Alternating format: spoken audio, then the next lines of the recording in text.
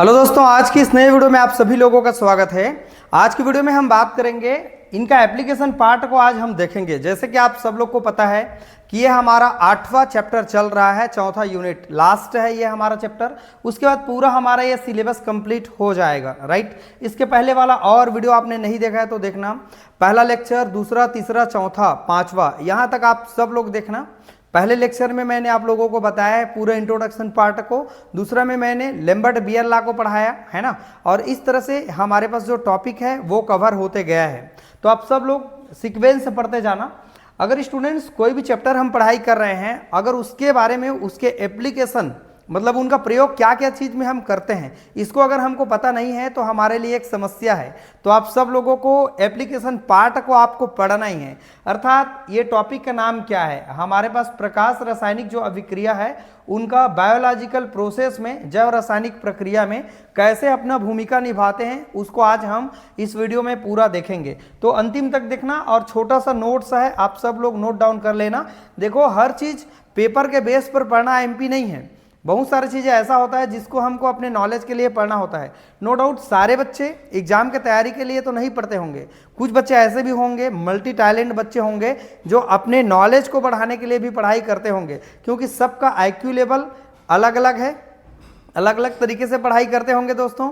तो मैं कहना चाहूँगा कि इन चीज़ों को आप नोट डाउन करें। एक बात आप मेरा बात समझिएगा कि जितना टॉपिक मैं पढ़ाते जा रहा हूँ उन सभी टॉपिक्स को आप लोगों को कवर करना है, क्योंकि जो टॉपिक हमारे काम के नहीं उनको मैं साइड में छोड़ दिया हूं। तो चलिए वीडियो को स्टार्ट करते हैं। दोस्तों, चैनल में नया है तो चैनल को जाके सब्सक्राइब कर लेना, ताकि इस तरह से एमपी वीडियो हमारे चैनल के माध्यम से मिलेगा। छत्तीसगढ़ के अलग अलग कोने से आप बच्चे पढ़ रहे हैं और आपको ऑनलाइन के माध्यम से बहुत अच्छा नॉलेज मिल रहा है दोस्तों। तो सब लोग इनको ध्यान से देखना। पहला है खाद्य पदार्थों का परीक्षण। हम जो हमारे पास खाने की जो चीज़ें हैं उनके परीक्षण करने के लिए हम इनका प्रयोग करते हैं। देखो, जब पराबैंगनी प्रकाश को ताजे अंडे पर जब डाला जाता है, एक पर जब डाला जाता है तो गुलाबी रंग दिखाई देते हैं, पिंक कलर दिखाई देने लगते हैं। कैसा? प्रतिदीप्ति, प्रतिदीप्ति दिखाई देने लगते हैं। अब ये प्रतिदीप्ति का मतलब क्या होता है? फ्लोरेंस है ना, इसका मतलब क्या होता है? जब हमारे पास कोई चीज़ है, मान लीजिए यहाँ पर अंडा है, ठीक है, जैसे हम इस पर लाइट डालें तो लाइट डालते ही इसका जो कलर है वह पिंक कलर का प्रतिदीप्ति दिखाई देता है। अब ये प्रतिदीप्ति का मीनिंग क्या होता है?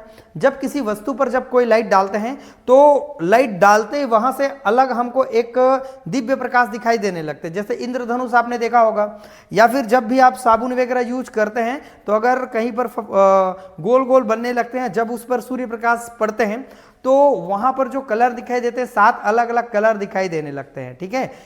अगर आप अंगूठी पहनते होंगे और उस पर पानी पड़ा है, या फिर अंगूठी पर कोई लाइट डालते हैं तो वहां पर 7 अलग अलग कलर दिखाई देने लगते हैं। जैसे आपने देखा होगा प्रिज्म, प्रिज्म पर जब लाइट डाला जाता है तो 7 रंगों में अलग अलग दिखाई देने लगते हैं। वैसे ही मान सकते हैं प्रतिदीप्ति, एक विशेष प्रकार के कलर दिखाई देने लगते हैं, उसे हम प्रतिदीप्ति कहते हैं। तो हम यहाँ पर ताजे अंडे पर जब भी डालते हैं लाइट को तो गुलाबी रंग दिखाई देने लगते हैं, लेकिन रखे हुए अंडे पर जब डाला जाता है लाइट को तो नीला रंग प्रतिदीप्ति दिखाई देने लगते हैं। अर्थात हम कह सकते हैं कि इस प्रकार ताजे अंडे की पहचान करने के लिए उनको कैसे हम पहचान करें कि वो जो अंडा है, एग्स है, वो खराब हो चुका है कि ताज़ा है, उनको पहचान करने के लिए हम इस्तेमाल करते हैं स्टूडेंट्स पराबैंगनी प्रकाश, अर्थात हम फोटो इस्तेमाल करते हैं। Photo means photo light, photo मतलब प्रकाश होता है ना। इसी प्रकार मक्खन, दही, शहद आदि खाद्य पदार्थों की गुणवत्ता, उनकी क्वालिटी को पहचान करने के लिए हम इस्तेमाल करते हैं फोटोलाइट का। अर्थात हमारे पास जो केमिस्ट्री है, फोटो केमिस्ट्री बहुत स्पेशल है। अगला है हमारे पास औषधि में, मेडिसिन में प्रतिदीप्ति का उपयोग शरीर के विभिन्न घातक बीमारी की पहचान लगाने के लिए भी हम प्रयोग करते हैं। अगर मान लीजिए आपके बॉडी में कहीं कोई बीमारी हो चुके हैं तो कई बीमारी ऐसे होते हैं जिनको लाइट डाल करके उनके पहचान किया जाता है, राइट ना। आपने लेजर लाइट वगैरह सुना होगा। जैसे कैंसर हो जाते हैं बॉडी में, या कोई अलग अलग तरह के बीमारी होते हैं, तो बहुत सारे बीमारी होते हैं जिनको लाइट डाल करके उन बीमारी की पहचान किया जाता है, ठीक है। तो औषधि बनाने के लिए हम उस बीमारी का पहले पहचान कर ले, उनके अकॉर्डिंग फिर औषधि मेडिसिन बनाया जाता है। तो इसमें हम लोग इस्तेमाल अपन करते हैं। पेशाब में कोकिन तथा एट्रोपिन की जांच भी स्फुरदीप्ति द्वारा किया जाता है। अगर पेशाब में किसी व्यक्ति के कोकिन तथा एट्रोपिन की जांच अगर किया जाता है बीमारी है, तो उन बीमारी के पता लगाने के लिए हम स्फुरदीप्ति का प्रयोग करेंगे और इसके मदद से हम उस बीमारी को पहचान कर सकते हैं। अगला है हमारे पास ब्लड में एस्पिरिन की मात्रा का निर्धारण भी इसके माध्यम से किया जाता है। जब हमारे ब्लड में एस्पिरिन की मात्रा कितनी है, उनकी क्वांटिटी कितना है, उनको पहचान करने के लिए हम फोटोलाइट का प्रयोग करते हैं, फोटोकेमिस्ट्री का प्रयोग करते हैं। बहुत अच्छा है हमारे पास अगला जो ये पॉइंट लिखा हुआ है, जो प्लांट होते हैं, पौधे होते हैं, उसमें फोटोसिंथेसिस की प्रक्रिया चलती है। जैसे ही हम सब लोग जानते हैं ऑक्सीजन होता है हमारे पास, कार्बन डाइऑक्साइड होता है और जल होता है, और सनलाइट जब दिया जाता है क्लोरोफिल के उपस्थिति में, है ना, तो वहाँ पर हम देख पाते हैं कि ग्लूकोज बनते हैं, अर्थात कार्बोहाइड्रेट बनते हैं, और बनते हैं हमारे पास O2 बनते हैं, राइट ना। तो यहाँ पर कह रहे हैं पौधों में प्रकाश संश्लेषण की क्रिया पौधों की हरी पत्तियों में उपस्थित क्लोरोफिल की उपस्थिति के कारण संभव होता है। तो हमारे पास जो सनलाइट होते हैं, ये जो प्रकाश है, इनकी क्रिया करने के साथ जब प्लांट पौधा होता है हमारे पास, उनमें हरी पत्तियां पाए जाते हैं, उस पत्तियों पर क्लोरोफिल पाए जाते हैं। एक प्लांट होता है, उस प्लांट में पत्ती पाए जाते हैं, उस पत्ती के ग्रेना में, है ना, पाया जाता है हमारे पास क्लोरोफिल, है ना। और इस क्लोरोफिल पर जब हमारे पास क्रिया करते हैं सनलाइट, तो सनलाइट जब क्रिया करता है तभी हमारे पास कार्बोहाइड्रेट बनना संभव होता है।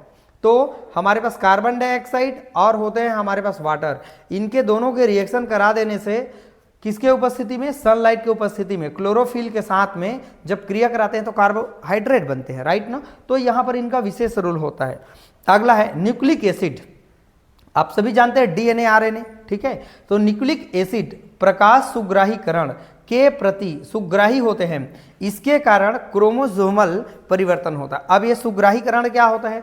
सुग्राहीकरण एक ऐसी प्रोसेस होती है, एक ऐसी प्रक्रिया होती है जिसमें जीवित कोशिकाओं के अंदर में प्रकाश को जब इंटर कराया जाता है और इंटर कराने के बाद वहां पर क्या परिवर्तित कर सकते हैं, उनमें क्रोमोसोमल कुछ भी परिवर्तन, अर्थात उनके कुछ भी भाग में जो चेंज करना होगा, न्यूक्लिक एसिड प्रकाश सुग्राहीकरण के प्रति सुग्राही होते हैं, इसके कारण क्रोमोसोमल चेंज होता है, अर्थात उनके कोशिकाओं में बदलाव किया जा सकता है। अर्थात उनके आंतरिक स्ट्रक्चर में हम कहें कि यहाँ पर सुग्राहीकरण क्या है? सुग्राहीकरण ऐसी प्रक्रिया होती है जिसके माध्यम से कोई जीवित कोशिकाओं में अगर लाइट प्रवेश करा दे, एक विशेष लाइट ना, ऐसे कोई भी लाइट नहीं, कोई विशेष लाइट को जब प्रवेश करा दिया जाता है तो उनके स्ट्रक्चर में या उनके बनावट में कोई चेंज हो जाता है, तो ये होता है हमारे पास सुग्राहीकरण।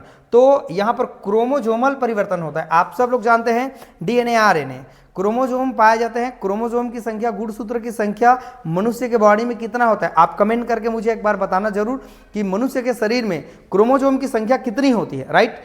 तो क्रोमोसोमल यहाँ पर परिवर्तन किया जाता है, ठीक है। तो आप बताना जरूर कमेंट करके कि मनुष्य के शरीर में कितने जोड़ी गुणसूत्र पाए जाते हैं, कितने पेयर या कितने गुणसूत्र पाए जाते हैं, जोड़ी में बताओ या कुल गुणसूत्रों की संख्या बताओ। ये आप मुझे कमेंट करके जरूर बताना, भूलना मत। बायोलॉजी के स्टूडेंट हो तो मुझे जरूर कमेंट करके बताना।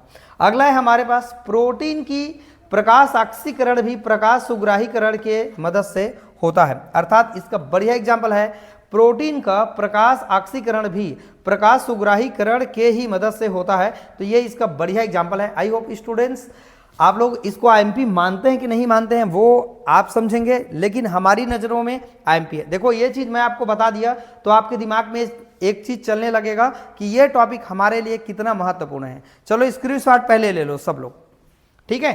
तो इसको नोट डाउन जरूर करना। हर विद्यार्थी पेपर के लिए नहीं पढ़ता है, याद रखना।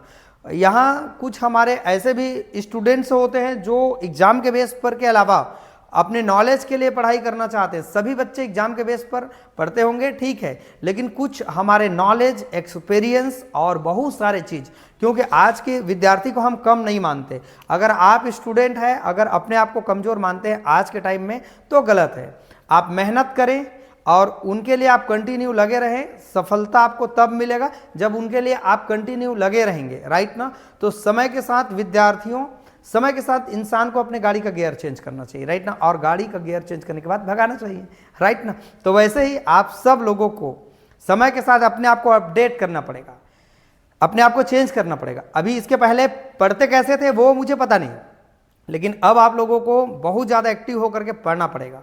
ठीक है, देखो समय के साथ देखो 10,000 20,000 का हम मोबाइल लेते हैं और हर एक महीने में हम मोबाइल को अपडेट करते हैं। क्यों? मोबाइल ऑटोमेटिकली भेज देता है, आपके सॉफ्टवेयर में आ जाता है, आपके सिस्टम में आ जाता है कि हम क्या करें, अपने मोबाइल को अपडेट करें। अपडेट नहीं करेंगे तो आपका मोबाइल काम करना स्लो कर देगा या बंद कर देगा, राइट ना। बहुत सारे सिस्टम काम नहीं करता है।